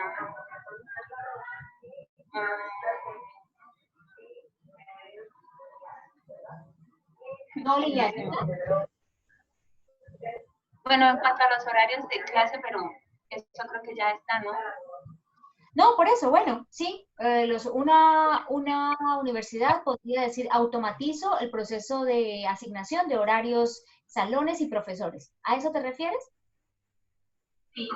Bien, listo. Siguiente diapositiva. Y Faisal, una universidad privada, ¿cómo podría hacer un proceso de racionalización de procedimientos? Según lo que acaban de explicar los compañeros. Si Faisal no... Bueno, pues yo creo que para... Sí, adelante. Señora. Adelante, perdóname. Para racionalizar los procesos, o sea, pues primero para mí lo importante es como tener, bueno, primero que todo, identificar las actividades que son necesarias para poder reducir el flujo de actividades que sean innecesarias.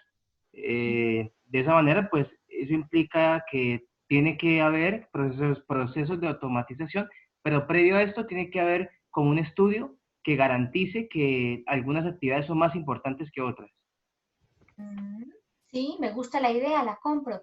Por ejemplo, en este contexto de COVID, lo que nos está pasando como universidad a nosotros, que hemos racionalizado los procedimientos en alguna medida, y si es así, ahora ya la pregunta no es solo para Faisal, sino para quien pueda de pronto, quien quiera intervenir. Repito, en este contexto de contingencia, por COVID, ¿la universidad en la que estamos ha racionalizado algún procedimiento? Y si es así, ¿creen que algún sistema de información ha intervenido? No sé si Yoli o Felipe quieran volver a decir las características de racionalización, las características generales. Claro que sí. La racionalización es básicamente optimizar los procedimientos estándar de cada operación. Y los encontramos, digamos que eso es más para nosotros en la serie de mejoras continuas de la calidad de los productos, en los servicios y en las operaciones. Bien, entonces con esa teoría de fondo, ¿hemos racionalizado algún procedimiento en la universidad en la que estamos a causa de la contingencia por COVID? Profe, ¿no sería un ejemplo la plataforma que implementaron para restaurar las contraseñas de los correos institucionales? ¿Hay una plataforma? A ver, explícanos cómo es eso. ¿Hay una plataforma nueva que fue creada para ese procedimiento?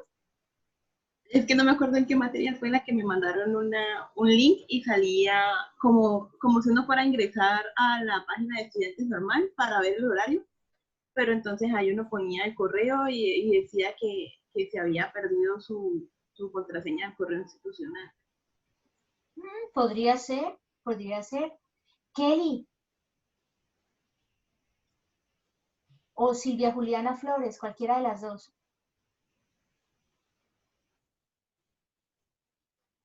Perdón, profe, Lina también había levantado la mano. No sé Ay, si qué quiere. pena, no la estaba viendo yo. No vi la mano levantada. Bueno, ¿quién quiere intervenir entre Lina, Kelly y Silvia? Profe, yo creo que en el momento, por ejemplo, ahorita de lo del apoyo a los estudiantes con lo de los datos, sí, los datos por medio de la SIM card y los computadores, yo considero que al principio ellos dijeron que se acercaran a la universidad, sí, pero con todo esto de lo del COVID fueron como racionales en ese sentido y lo que hicieron fue por medio de encuestas o llamadas, se comunicaban con los estudiantes para poder saber en dónde no sé, se encontraban para hacerles la entrega o bueno, creo que todo eso ha generado racionalización al respecto. Pues sí, puede ser. ¿Alguien más se le ocurre Lo algo? mismo pasó con lo de comedores. Ok. Siguiente diapositiva. Y hemos rediseñado alguno de nuestros procesos de negocio como universidad. Rediseñar, cambiar la forma como se hacían los procesos antes y diseñarlos de otra manera, porque esto ya afecta un poco no el modelo de fondo, pero sí algunos de los procesos como se hacían antes frente a cómo se hacen ahora. Es que esto a mí me llama la atención, ya les doy la palabra, me llama la atención cómo en ingeniería industrial usamos muchísimas veces el término o la expresión, sí, los procesos de negocio, sí, los procesos misionales, sí, rediseñar los procesos, que esté acorde con el proceso de negocio. En realidad, si entendemos cómo es eso, veámoslo en un ejemplo en la UIS con lo que está pasando. Hemos llegado a diseñar de forma diferente los procesos que hacemos en la UIS con esta contingencia de COVID y cómo ha cambiado. Sí, el modelo de negocio, decimos tantas veces como en ingeniería industrial, ¿no? Es que el modelo de negocio cambia, el modelo de negocio se mantiene. En este caso, ¿ustedes cómo ven ese modelo, ese rediseño de procesos de negocio en la UIS con la contingencia COVID? Profe, ¿no podría ser comedores? Ellos cambiaron el proceso con lo de los bonos. ¿Cómo cambiaron? Explícalo, lo que yo no estoy muy enterada. Pues ellos hicimos la inscripción normal y pedimos lo que normalmente habríamos pedido en Bucaramanga. Y nos llegó un bono por el valor de las comidas que se pidieron. Y eso podíamos ir a reclamarlos depende de cualquier supermercado, depende del lugar donde esté ubicado. Y solo podían reclamar alimentos. Perecederos y no perecederos. Pienso que eso puede ser una nueva forma de hacer uno de los procesos que se sigue haciendo ese proceso, pero de una manera diferente, ¿cierto? Se siguen atendiendo a los estudiantes con los alimentos, pero ahora de una manera diferente. ¿Implicó un sistema de información de fondo o cómo hay algo, digamos, hay algo de fondo que tenga el apoyo de los sistemas de información? Pues con la inscripción que se hacía por la plataforma. O sea, sí, hay un sistema de información que recibe los datos y los gestiona. Ok. ¿Algo más? Ya. Pues lo mismo pasaría con las citas virtuales, que pues es como sacar una cita normal, solamente que le mandan una confirmación por correo para que le den un link de Teams y uno pueda conectarse con el profesional para ver su cita. Como si no, o sea, uno pagó, digamos, servicios con salud, la matrícula con salud y tiene derecho a una cita virtual. Ah, bien. Oigan, y por ejemplo, ustedes ven que en ese caso de las citas con profesionales de la salud, ven que se haya visto afectado la calidad del servicio, Por ejemplo, ¿es lo mismo decir, frente a una pantalla de computador para que le examinen a uno o no? Ahí hace mucha diferencia el proceso antiguo, que era físicamente, y entonces te tomaban la temperatura, y entonces te pesaban, y entonces te pedías que abrieras la boca y te ponían un bajalenguas ahí. ¿Ahí se afectó la calidad del servicio o no necesariamente? Claro, profe, porque uno tiene que describirle al profesional, pues, empíricamente o algo así como muy a lo que uno entiende, como a lo que uno siente. Entonces ya es como muy abstracto, ¿no? Pensaría Sí, yo. diferente. Igual ahí tienen un soporte de un sistema de información, la plataforma que permite que uno se vea y que pues, el profesional de la salud lo esté mirando, pero aunque hay el apoyo de un sistema, no llega a ser como el proceso original, ¿no? No llega a ser, pienso yo, no he tenido la primera cita virtual.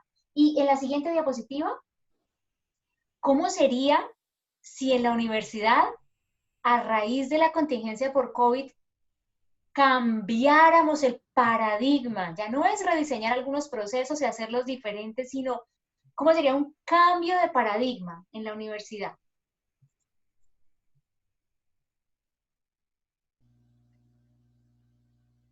Eso, profe, por ejemplo, yo considero que muchos de los compañeros estudiantes tenían el temor de las clases virtuales de pronto porque se bajaba la calidad de la educación.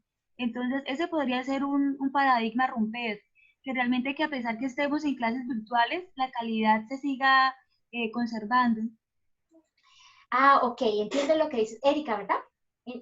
Señora. Entiendo lo que dices. En ese caso, estás intentando explicar esto de cómo es un paradigma y cómo no necesariamente los paradigmas son ciertos.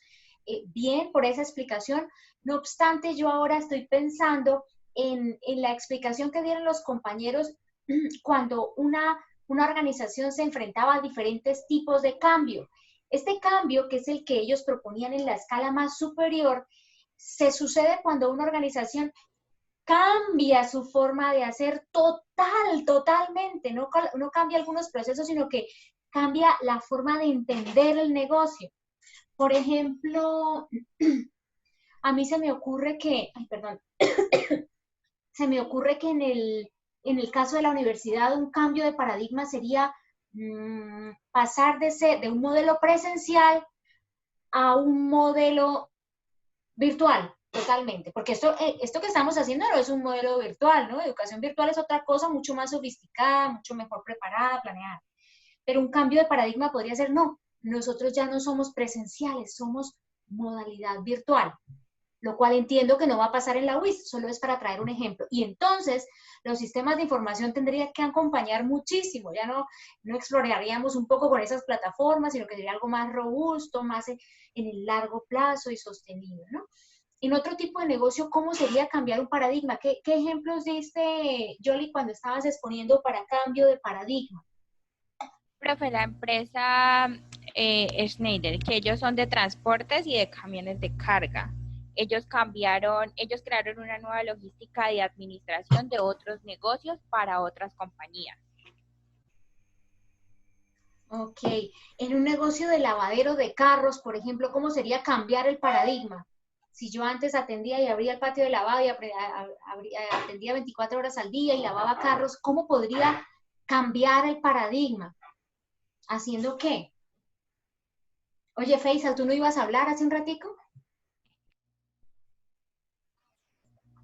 Profe, yo pensaría en ese ejemplo, no sé, que tal vez el lavadero de carros ofrezca el servicio de ir a recoger el carro donde esté, lavarlo y devolverlo. Yo agradezco ese ejemplo. ¿Consideraría si eso sería cambiar un paradigma o cambiar un proceso? No sería cambiar un proceso. Un proceso, sí. Cambio de paradigma sería, por ejemplo, que ahora en vez de lavar los carros, les haga la tecnomecánica. Algo así, algo drástico. ¿Sí? Algo muy drástico. Totalmente el modelo. O, por ejemplo, seguir en el negocio de la limpieza. Yo no tengo la verdad absoluta, esto es un escenario en el que discutimos, ¿no? Y menos en ciencias como estas que son, o sea, que son quali, que no son quanti, sino son quali. Entonces, para eso estamos. Por ejemplo, seguir en los servicios de limpieza, pero ya no limpieza de carros, sino cambiar el paradigma para limpiar, para desinfectar, por ejemplo, edificios. Si yo he estado en el negocio de la limpieza desde hace años, con la limpieza de carros, limpieza de edificios, ahora con la contingencia del COVID, porque sé de detergentes, sé de productos químicos, ¿cierto? Eso sería como cambiar un paradigma y continúo en el segmento de limpieza, pero ahora me paso a desinfección, por ejemplo, de edificios. Se me ocurre eso, no sé si se les ocurre algo más. Y entonces, si necesitaría un sistema de información que soportara, yo me imagino que si tuviera un negocio así, quisiera crecer hacia la desinfección de edificios, pues me serviría muchísimo guardar mis datos de mis clientes, las veces que los he atendido, las direcciones, los precios que les he cobrado. Yo necesitaría un sistema contable que me ayudara a ver cuánto estoy facturando, ¿cierto? Entonces, un poco en pensar en esos cambios que suceden en las empresas y cómo los sistemas las pueden apoyar. Bueno, Yoli y Felipe, les doy la palabra. Listo, entonces, como ya continuando con todo lo que estábamos diciendo, todos estos ejemplos, decir que el rediseño de los procesos de negocio tiene pues etapas. O sea, esto lleva 4 etapas que vamos a definir a continuación. Y pues dejar en claro que, bueno, como vimos en el caso de los diferentes casos que estábamos diciendo, por ejemplo, del grupo bancario, muchas de las empresas en la actualidad tratan de usar la tecnología de la información para mejorar sus procesos continuamente. Y pues estos sistemas implican un cambio incremental en el proceso, pero requieren un rediseño de mayor alcance para los procesos de negocio. Entonces, ¿cómo lidiar con estos cambios? Pues, o sea, llevándolo por etapas. Estas etapas son 5, es que son 5. Primera etapa, identificar los procesos a cambiar. La segunda, analizar los procesos ya existentes. Tercera, rediseñar un nuevo proceso. Cuarto, la implementación del nuevo proceso. Y quinto, la mejora continua, que es lo que decíamos hace un momento. Entonces, la primera etapa, que es la de identificar los procesos a cambiar, es una de las decisiones más importantes y es una decisión estratégica que se debe tomar, que debe tomar una firma para decidir cómo usar las computadoras y mejorar los procesos de negocios sin comprometer los procesos que necesitan mejorar. O sea, como dice acá, determinar qué procesos de negocios son más importantes. Eso lo va a hacer la parte administrativa, las directivas. Esto son como decisiones estratégicas. Deben saber identificar cuáles son los que llevan los mayores costos, cuáles tienen la mayor carga, y esos son los que deben cambiar, los procesos que deben ser cambiados. Listo. Entonces, en la segunda etapa encontramos el análisis de los procesos existentes. Entonces, debemos saber que es necesario modelar y documentar los procesos existentes, además de anotar las entradas, las salidas, los recursos y la secuencia de estas actividades. Entonces, el equipo de diseño de procesos identifica los pasos que son redundantes, las tareas que requieren de mucha papelería, los cuellos de botella y las ineficiencias. Lo vamos a ver con un ejemplo. En este diagrama de procesos de negocios encontramos la compra de un libro en una tienda convencional. Entonces, mientras yo les voy dando el ejemplo, pues vamos a ir viendo como el proceso que va llevando esta compra. Entonces, el cliente va a visitar una librería convencional, ¿sí? Busca un libro entre las repisas. Si lo encuentra, entonces lo compra y lo lleva a la caja y lo paga con cualquier medio de pago, sea crédito, efectivo o cheque. Si el cliente no puede localizar el libro, pues lo que hace es que pregunta a un empleado para ver si el libro está en el inventario. Y si el empleado encuentra el libro, el cliente lo compra y se va para su casa normalmente. Pero si el libro no está disponible en la librería, pues el empleado le pregunta al cliente que si desea ordenarlo en un almacén, ya sea en otro almacén, en otra librería o con el distribuidor o la editorial. Y una vez que lo ordena, pues llega a la librería. El empleado lo que hace es que llama al cliente a decirle que el libro ya está en la librería y pues el cliente regresa a la librería para recogerlo y para pagarlo. Y si la librería no puede pedir este libro, entonces el cliente tiene que ir a otra parte a mirar si el libro está disponible pues en otro lugar. Entonces, en este proceso nosotros podemos ver que requiere de muchos pasos, tanto para el cliente como para el proveedor, que en este caso sería la librería. Exactamente, pues como vieron, lleva bastantes pasos y eso es lo que requiere un rediseño, un nuevo proceso. Entonces, se debe planear un proceso, bueno, se planea el proceso existente, se miden los términos de tiempo y costo, el equipo de diseño de proceso diseñará uno nuevo para tratar de mejorarlo, se documentará y modelará un nuevo proceso para ser optimizado con el fin de compararlo con el proceso anterior. Eso lo vemos, eso que acabo de decir. Felipe, ¿me permites intervenir? Quisiera saber, dada la hora, quisiera saber un overview de cuántas diapositivas nos faltan por recorrer. 2, profe. Ok, los dejo entonces la palabra. No, sí. Vale, entonces aquí ya se puede ver más implicado lo que yo estaba diciendo, o sea, y lo que venía Gaby diciendo. Si vieron, todo ese proceso era bastante extenso, bastante largo y no era muy amigable ni con el cliente ni con el proveedor. Entonces, miren el rediseño. Accede a la librería en línea con el sistema de información. Busca el catálogo en línea. El catálogo el sistema le va a devolver. Si está, si está, pues se introduce los medios de pago y recibe el libro por correo inmediato. Pero si no está, pues vuelve al catálogo, busca un nuevo libro, sin necesidad de ir a otra librería, de buscarlo. Se ahorra muchísimo tiempo en el proceso, se ahorran costos y se optimiza todo. Listo. Entonces, en la etapa 4, pues encontramos implementar un nuevo proceso. Entonces, una vez que se ha modelado y se ha analizado el nuevo proceso en una forma muy detallada, hay que traducirlo a un nuevo conjunto de procedimientos y de reglas de trabajo. Entonces, tal vez tengamos que implementar unos nuevos sistemas de información o mejoras a los sistemas que ya existen para dar soporte a este proceso que se rediseñó. Este nuevo proceso y los sistemas de soporte se despliegan en la organización de los negocios y a medida que la empresa empieza a utilizar este proceso, se descubren los problemas y se tratan de solucionarlos. Los empleados que trabajan con el proceso pueden recomendar también mejoras, ¿sí? Y para terminar ya, pues encontramos la etapa de la medición continua. Entonces hay que medir de manera continua. Los procesos se pueden deteriorar con el paso del tiempo. Entonces, a medida que los empleados recurren al uso de estos métodos antiguos. O tal vez estos procesos pierdan su efectividad si la empresa experimenta otros cambios. Por eso se debe implementar y optimizar este proceso de manera con una medición continua.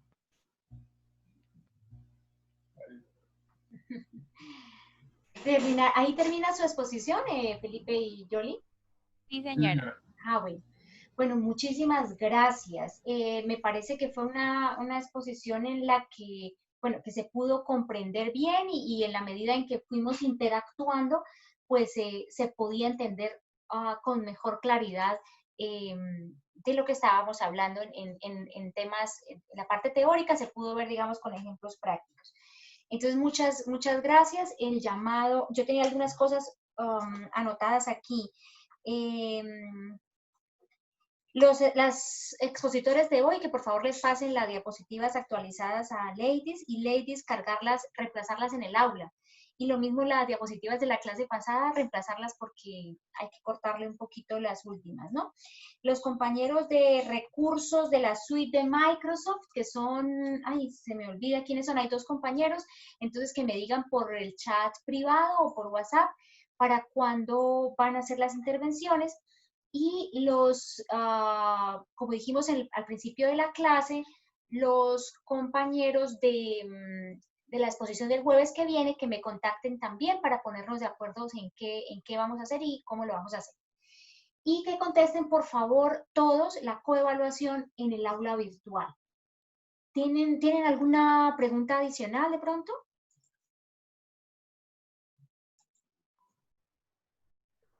Profe, de acuerdo al test que mencionaban, ¿hasta cuándo hay plazo? Al test, ladies, ayúdame. El test, porque hoy terminamos el tema, ¿cierto? Entonces el test, hoy es jueves, dejemos un par de días, pues, viernes, sábado hasta mediodía para responder el test. Y la OVA sí tenían 2 semanas a partir del martes anterior. Repito, para la OVA hay 2 semanas que entonces se cumplirían el 23 de junio. Y para el test de esta unidad hasta el sábado a las 12 del mediodía. Vale, profe, gracias. Y para el curso, gracias, para el curso de OpenSAP, el primer curso, todavía tienen un placito hasta que no terminemos toda la unidad 1. Pero pues yo sí les recomendaría ir avanzando. ¿Alguna cosa más? Gracias, Mayra, por la pregunta.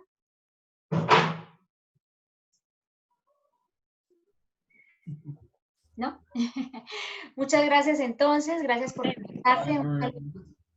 Yo expongo la otra semana, le escribimos al número de Ladies.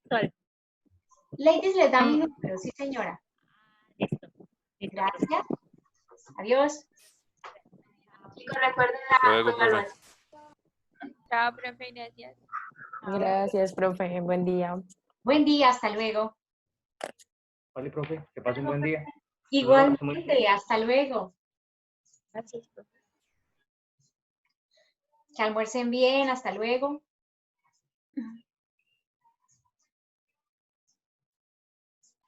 Adiós. Profe, ¿Sí? una cosita, Andrés Brito y yo éramos las personas con las que usted había hablado de lo de las herramientas de Microsoft. Sí, ¿qué han visto? Pues Andrés ya seleccionó una de las herramientas. Yo por ahora no he podido revisarla porque tenía cosas pendientes de otra materia. Ok. Entonces, Revísala y me avisas, ¿vale? Cuando estés preparado. Ya sabes listo, cómo es el profe. plan, ¿vale? Listo, sí, señora. Gracias. Bueno, Hasta gracias. luego. Adiós, hermano. Hasta luego. Voy a finalizar ya la... ¿Me escucha? Sí, ¿quién habla? Profe Andrés, es que tenía una conexión terrible. Ay, vaya, lo siento, Andrés. Profe, yo te escribo por WhatsApp, ¿sí? Ok. Es que no te entiendo nada. Sí, vámonos de aquí de esta sala porque ya están los otros estudiantes esperando entrar, ¿vale? Listo, profe, perfecto. Gracias, hasta luego. Hasta luego. Chao, profe, hasta luego. Adiós, gracias, chao.